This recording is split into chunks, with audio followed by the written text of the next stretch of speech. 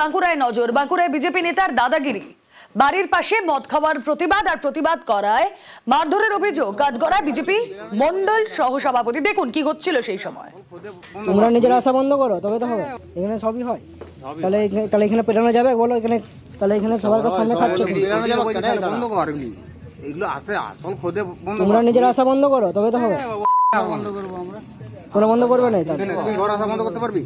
আমার ঘর আমি করে বেরাবো না। কি করে খাবে? এইখানটাতেই বসতে হবে, কারো তো জায়গা আছে। এবার ওইখানে ভালোই হচ্ছে, সে ওদের করা হয়ে গেছে, সে সবাইকারই করা আছে। এই রাস্তাতে খেলেই বলবে, একজন বসলে বাইরের লোকগুলো এসে বসে যায়। এটা হচ্ছে আমার ঘর, তোমরা বসেছো দেখলাম, ঘরের সামনে রাস্তা, আমরা এখানে বেরোবেরি করি, এখানে বসে সবাই মিলে মদে আড্ডা করেছে। ইনি পার্টি অফিসের একজন দায়িত্বে আছেন, উনি আর কি খাওয়াচ্ছেন, আর 100 বার খাওয়াবেনও বলছেন।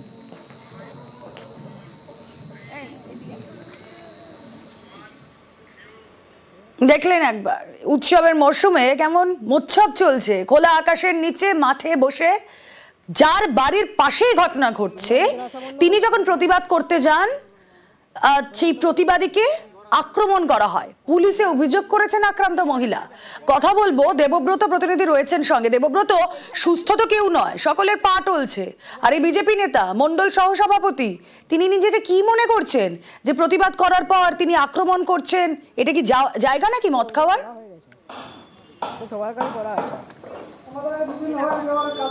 একদমই দেখো, এলাকায় প্রভাব রয়েছে এই বিজেপি নেতার, যে কারণেই তার ঔদ্ধত্য চরমে উঠেছে। এই যে মহিলা অভিযোগ করছে, তিনি জানাচ্ছেন যে প্রায় দিনই তার বাড়ির কাছে এসে মদ খায়। ওই মহিলা 2 ছেলে এবং স্বামী নিয়ে সংসার করে, তার ছেলেরা মেধাবী, লেখাপড়া করছে, একজনা মাধ্যমিক পরীক্ষা দেবে। এই বাড়ির কাছে এসে লোকজন নিয়ে এসে এই ধরনের মদ খাচ্ছে। গতকাল রাতে যখন বারণ করতে যায়, ঠিক তখনই তাকে এই ধরনের কথা বলে এবং তিনি জানায় যে তিনি এখানে মদ খেয়ে বেশ করেছেন, আগামী দিনে তিনি আরো লোকজন নিয়ে এসে মদ খাবেন। একেবারেই তারপরেই তার ছেলে ঘর থেকে বাইরে এসে ভিডিও রেকর্ড করতে থাকে। সেখানে দেখতে পাওয়া যায় মন্ডলের সহসভাপতি রয়েছে, বিজেপির অঞ্চল কনভেনার রয়েছে, বিজেপির শক্তি প্রমুখ রয়েছে। পরপর তাদের ছবি দেখতে পাওয়া যায় এবং তারা এই ধরনের কথা বলতে থাকে যে তারা বেশ করেছেন এবং আগামী দিনে আরো লোকজন নিয়ে এসে এইখানে এই অত্যাচার করবেন। এরপরেই কিন্তু ওই মহিলা অসুরক্ষিত বোধ করছে, যে কারণে রাধানগর ফাঁড়ির দ্বারস্থ হয়েছিলেন। রাতেই তার ছেলের সঙ্গে সেখানে যায়, পুলিশ আধিকারিকদের সঙ্গে কথা বলে। যেমনটাই তারা বলছে, রাতেই পুলিশ গিয়েছিল, তাদের আশ্বস্ত করেছে এই যে যারা অভিযুক্ত তাদের বিরুদ্ধে ব্যবস্থা নেওয়া হবে। তবে প্রশ্ন একটাই, একজন জনপ্রতিনিধি, একজন বিজেপি নেতা, তিনি এই ধরনের মানুষের সুরক্ষার কথা, মানে বিজেপি নেতা বলে তো যা খুশি করার ছাড়পত্র তার কাছে নিশ্চয়ই নেই। অবশ্যই আমাদের নজর থাকবে। অভিযোগকারীর কি বক্তব্য শুনবো। আমার বাড়ির সামনে 2 ফুট দূরে কতগুলো মাতাল এসে এখানে বসে, ওরা চেঁচামেচি করে, মদ খায়। আমি বারণ করি, তা সত্ত্বেও শোনে না। তারা এই বিজেপির নেতা, তার লোকজন সব, তারা বলে যে বেশ করব, আমরা এখানে বসে খাবো, আরো লোকজনকে নিয়ে এসে খাওয়াবো। প্রধানকে জানিয়েছিলাম, কোনো ব্যবস্থা হয়নি। আমি চাইছি যাতে এখানে সুব্যবস্থা হোক। আমি মহিলা একাই থাকি, ভয় লাগে, আমি খুব আতঙ্কিত। মদ্যপ অবস্থায় যার বিরুদ্ধে দাদাগিরির অভিযোগ, বাঁকুড়া সেই মন্ডল সহসভাপতি, শুনি তিনি কি বলছেন। আমার ঘর, অভিযোগ তো যেটাও করতে পারে, ওটা কি কোনো কথা হয়নি? সেটা অভিযোগ করেছে, আমি কি বলবো? আমি তো বলছি না, আমার সম্পূর্ণ মিথ্যা। আমরা অফিসে যাই ঠিক আছে, বসে গল্প করি, ঠিক আছে। সম্পূর্ণ মিথ্যা অভিযোগ বলছেন, তাই তো? যে ছবি বাঁকুড়ায়, সেই ছবি রামগড়েও মদ্যপদের হাতে আক্রান্ত। এখানে কি ঘটনা? বাজি ফাটানোর প্রতিবাদ করেছিলেন, তাই রেলকর্মীকে মারধর করা হয়। বোমার আগুনে বাইকের সিট পুড়ে যায়। প্রতিবাদ করলে মারধর মদ্যপ যুবকদের। নেতাজিনগর থানায় লিখিত অভিযোগ দায়ের। রৌনক প্রতিনিধি রয়েছেন সঙ্গে। রৌনক,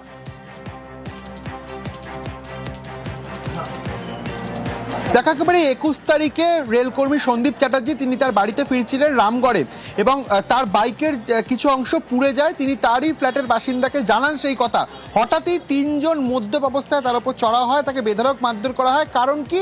তিনি শুধু বলেছিলেন যে কেউ বাজি ফাটিয়েছে, সেই কারণে তার এই বাইক ক্ষতি হয়েছে এবং তার প্রতিবাদ করাতেই মদ্যপ অবস্থায় তাকে বেধড়ক মারধর করা হয় এবং হুমকি পর্যন্ত দেওয়া হয়। সেদিনই তিনি গোটা বিষয়টি নেতাজিনগর থানায় লিখিত অভিযোগ আকারে দায়ের করে। ইতিমধ্যে নেতাজিনগর থানার পুলিশ গোটা বিষয়টি একটি মামলা রুজু করেছে এবং খতিয়ে দেখা হচ্ছে যে কারা এর পেছনে যুক্ত রয়েছে। গোটা বিষয়টি তদন্ত করে দেখা হচ্ছে। কিন্তু কেন তার উপরে আক্রমণ করা হলো?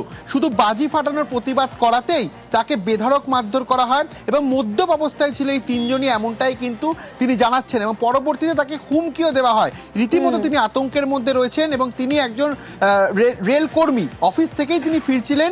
তিনি শুধুমাত্র বলেছিলেন যে এই সিট কভারটি পুড়ে গেছিল, কিভাবে পুড়ে গেল এই কথা বলাতেই মদ্যপ অবস্থায় বেধড়ক তাকে মারধর করা হয় এবং গোটা বিষয়টি কিন্তু নেতাজিনগর থানার পুলিশ ইতিমধ্যে খতিয়ে দেখছে। রুমেলা, ওকে। দিওয়ালির দিন রাত্রির আমার অফিস ছিল, হঠাৎ এসে আমি দেখি যে বাইকের প্লাস্টিকটা অসংখ্য ফুটো হয়ে গেছে এবং আমি আমার ফ্ল্যাটের নেবার নিতেশ তিওয়ারিকে বলি, দেখুন দাদা এই বছরও আমার বাইকের প্লাস্টিক এত ফুটো হয়ে গেছে। এবারে বলেছে আমি করেছি, প্রমাণ কি আছে? এবারে উনি বলল না তেরা বহুত প্রবলেম হ্যাঁ, তুঝকো আভি মজা দেখাতা হো। তখন পাড়ার ছেলেদের ফোন করে ডেকেছে, তার মধ্যে একটা ছেলের নাম জানি ছোটকা। ও বলে তুই কেন ওনাকে বলেছিস, তুই চিনিস ওকে? দাদা হয় বলে ফট করে আমার কেয়ারটেকারের টয়লেটের সামনে একটা থাপ্পড় মারে। হ্যাঁ, সবকটাই ইনটক্সিকেটেড অবস্থায় ছিল। আমার হাই প্রেশার আছে, এই দুটো জায়গা এখানে ছিঁড়ে গেছে। কলকাতাতে আরো এক জায়গায় আক্রান্ত প্রতিবাদী, গড়িয়ায় আক্রান্ত প্রতিবাদী দম্পতি শোভাযাত্রা থেকে বোমা ছোড়ার অভিযোগ, সন্তানের সামনেই রাস্তায় ফেলে মারধরের অভিযোগ, ফ্ল্যাটে ঢুকে শ্লীলতাহানির অভিযোগ। কথা বলবো, প্রতিনিধি রৌনকই রয়েছেন আমাদের সঙ্গে। রৌনক, থানায় তো লিখিত অভিযোগ জানিয়েছেন আক্রান্ত দম্পতি, তাদের সঙ্গে হয়েছিল কি? দেখো, তোমায় জানিয়ে রাখবো এখনো পর্যন্ত থানায় তারা কিন্তু কোনো লিখিত অভিযোগ জানায়নি। গতকাল ফোন করে জানিয়েছিল। নেতাজিনগর থানার অন্তর্গত গড়িয়া লক্ষ্মীনারায়ণ কলোনির ঘটনা।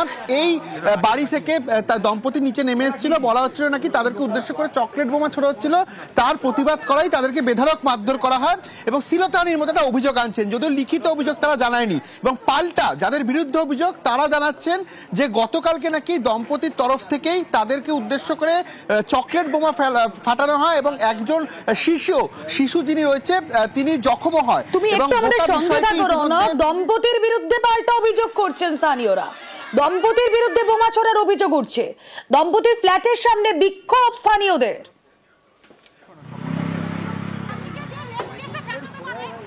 কি অভিযোগ, যারা এই দম্পতি তারা কি অভিযোগ করছেন, স্থানীয়রাই বা কি বলছেন শুনি, তারপর কথা বলবো রৌনকের সঙ্গে।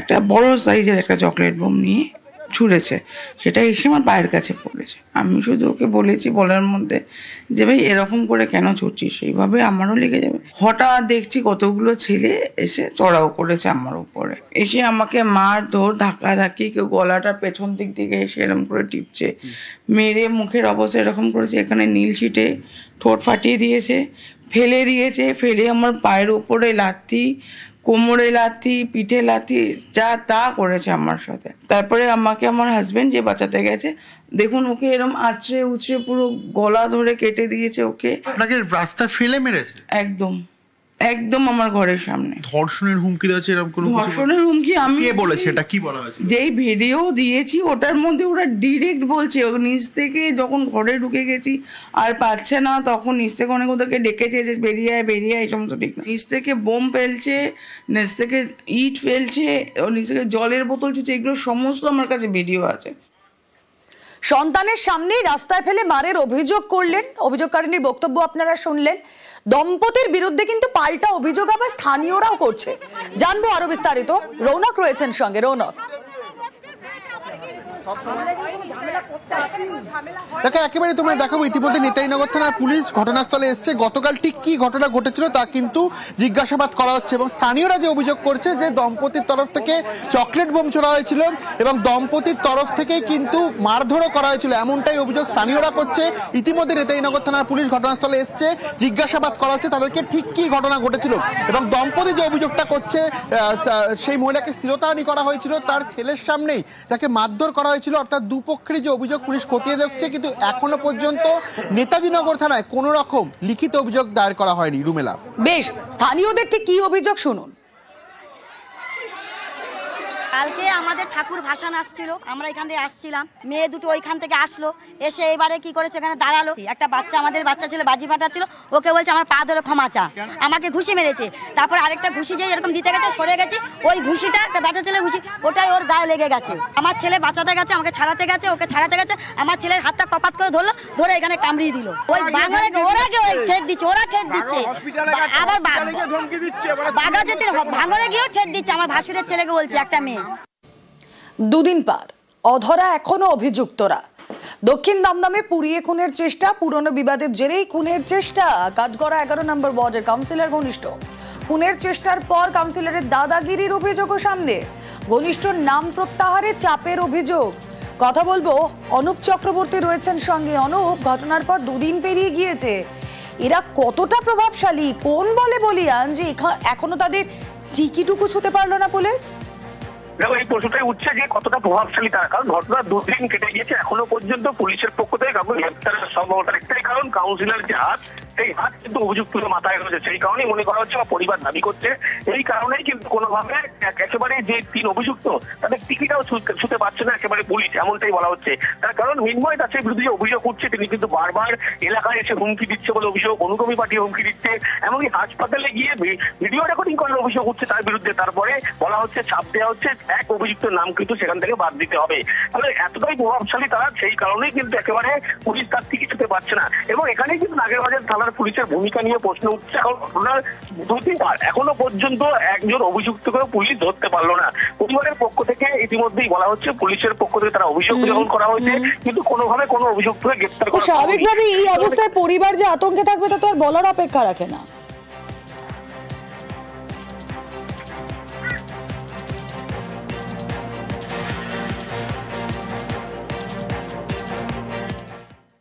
আমাদের বাড়িতে এসে জিজ্ঞাসাবাদটা করেনি, উনি কাউন্সিলর গেছে, ভিজিটিং হওয়ার পরে গেছে, ওনাকে ঢুকতে দিচ্ছিল না, উনি সুপারকে ফোন করে তারপরে ঢুকেছে, যেটা শুনেছি ঢুকে রেকর্ড করেছে। আমার জায়মু এখানে বলে গেছে 3 জন আমাকে এরকম পেট্রোল ধরে পুড়িয়ে দিয়েছে, ওখানে গিয়ে আবার বলছে না 2 জন করেছে। তাহলে এটা চাপ দিয়েছে আমার জায়মুকে, নিশ্চয় বাগানের নাম বাদ দিয়েছে, সুমন ব্যানার্জির নাম বাদ দিয়েছে। কাউন্সিলর তো আমাদের বাড়িও আসেনি, কোনো জিজ্ঞাসা করেনি, উনি উল্টে গুন্ডা চুন্ডা নিয়ে এসে ভাগ্নি কালুকে এসে ঠেট দিচ্ছে। কালকে রাতে 4-5টা ছেলে এসেছে বাইকে নিয়ে, আমার বাবাকে ডাকতে এসেছে, আমার বাবাকে আমি বলছি আমরা পাঠাবো না। প্রচন্ড আতঙ্ক তো রয়েছে।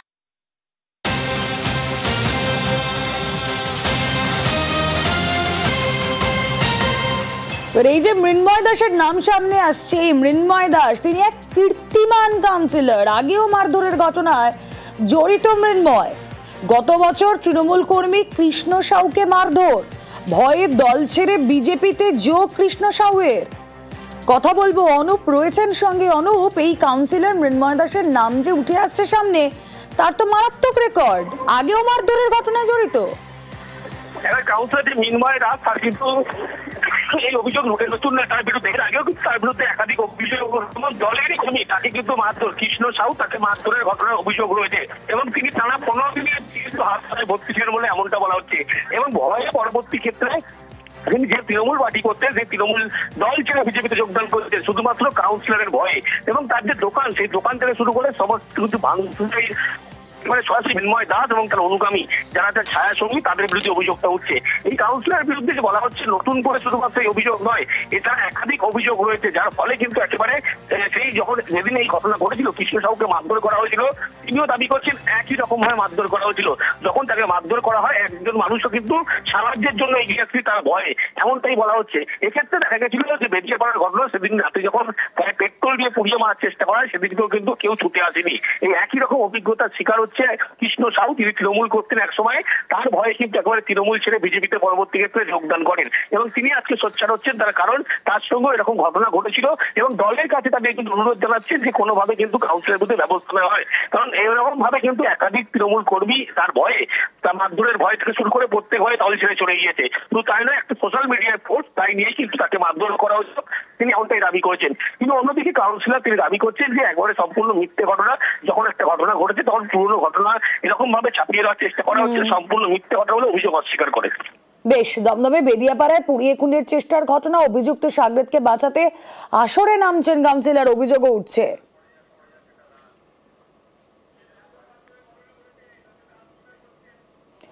এর আগেও এই ধরনের ঘটনা ঘটেছে, যদিও সমস্ত যোগ অস্বীকার করছেন কাউন্সিলর, কিন্তু প্রথমে তিনি বলেছিলেন এই ঘটনা নিছকই দুর্ঘটনা।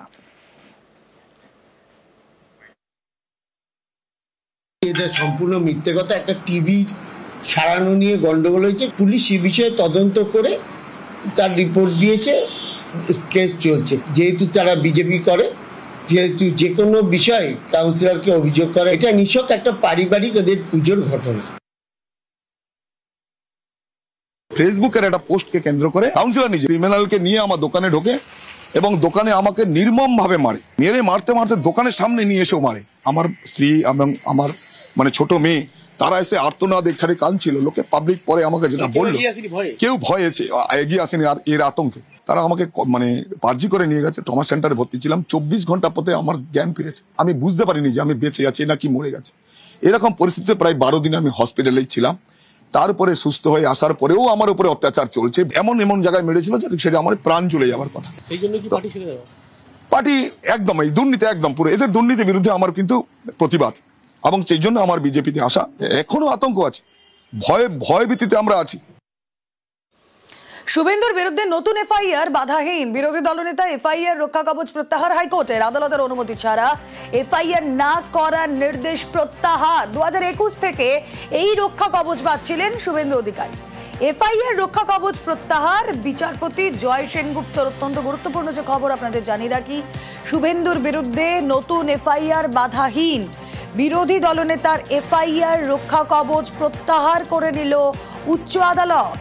আদালতের অনুমতি ছাড়া এফআইআর না করার যে নির্দেশ ছিল তা প্রত্যাহার। 2021 থেকে রক্ষা কবচ পাচ্ছিলেন শুভেন্দু অধিকারী। হাইকোর্টের নতুন কি নির্দেশ জানবো, প্রতিনিধি অর্ণব হাজরা রয়েছেন সঙ্গে। অর্ণব, দেখো, 2021 সাল থেকে বিচারপতি রাজশেখর মান্তার একক বেঞ্চের নির্দেশে শুভেন্দু অধিকারী রাজ্য বিরোধী দলনেতা, তার বিরুদ্ধে এফআইআর করতে গেলে রাজ্যের যে কোনো থানায় কলকাতা হাইকোর্টের অনুমতি দিতে হতো। অর্থাৎ কলকাতা হাইকোর্টের অনুমতি ছাড়া শুভেন্দু অধিকারীর বিরুদ্ধে কোনো এফআইআর করা যেত না।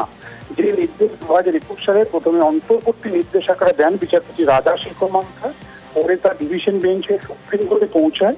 কিন্তু এতদিন এই অন্তর্বর্তী নির্দেশের রক্ষা কবচের জন্য শুভেন্দু অধিকারীর বিরুদ্ধে কোনো এফআইআর করা যেত না। আদালত গ্রাহ্য অপরাধ, এটা পুলিশ জানার পরও করতে পারত না। এই অবস্থায় আর কি চূড়ান্ত রায়দানে বিচারপতি জয় সেনগুপ্ত তিনি নির্দেশ দিলেন যে 16টা মামলা এই মুহূর্তে কলকাতা হাইকোর্টে তার কাছে ছিল। সেক্ষেত্রে 15টা মামলা সত্যি দেওয়া হচ্ছে। এফআইআর শুভেন্দু অধিকারী যেগুলি ছিল সেগুলো ধোপে টেকেনি, সেক্ষেত্রে তিনি স্বস্তি পেয়েছেন। কিন্তু নতুন করে এফআইআর করার ক্ষেত্রে আদালতের যে ব্ল্যাঙ্কেট একটা অর্ডার ছিল, অর্থাৎ এফআইআর করা যাবে না, সেটা কিন্তু আদালত ভ্যাকেট করলো, অর্থাৎ সেটাকে প্রত্যাহার করলো বা ফিরিয়ে নিল।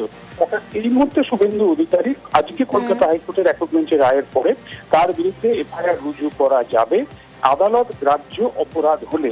তবে এক্ষেত্রে সম্মতির মামলাটি আসতে পারে এবং এক্ষেত্রে শুভেন্দু অধিকারীর অন্য একাধিক মামলা, মোট 7 থেকে 28টি মামলা রয়েছে রাজ্য জুড়ে। আদালত সূত্রে খবর সেই মামলাগুলি অধিকাংশই তাকে মেলাইন করার জন্য এমন তাদের অভিযোগ ছিল। সেক্ষেত্রে কোন কোন মামলা রয়েছে তা অ্যাপ্লিকেশন করে তার আইনজীবীরা জানাতে পারবেন আদালতকে, এমনটা জানানো হয়।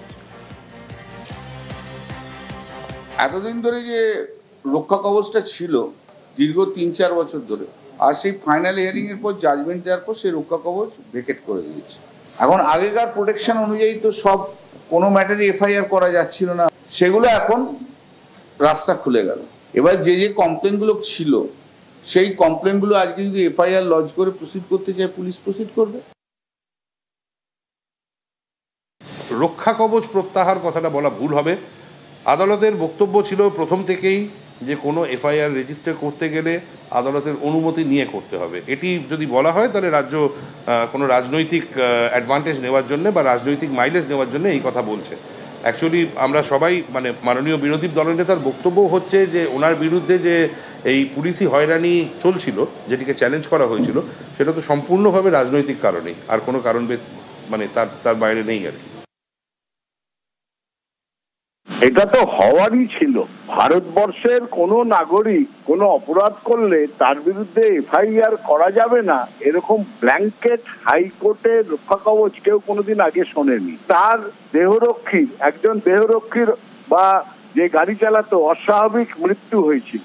সেই অস্বাভাবিক মৃত্যুর ব্যাপারে তার স্ত্রী থানায় গিয়ে কমপ্লেন করেছিল যে এর মধ্যে শুভেন্দু অধিকারীর হাত আছে বা তিনি এতে যুক্ত আছেন, কিন্তু কোনো তদন্ত করা যাবে না। এই ছেলে খেলা হয়েছে, বিচারের বাণী নীরবে নির্ভীতে কেঁদেছে, আর শুভেন্দু অধিকারী বুক ফুলিয়ে বলেছে যা ইচ্ছে করব, কেউ ছুতে পারবে না।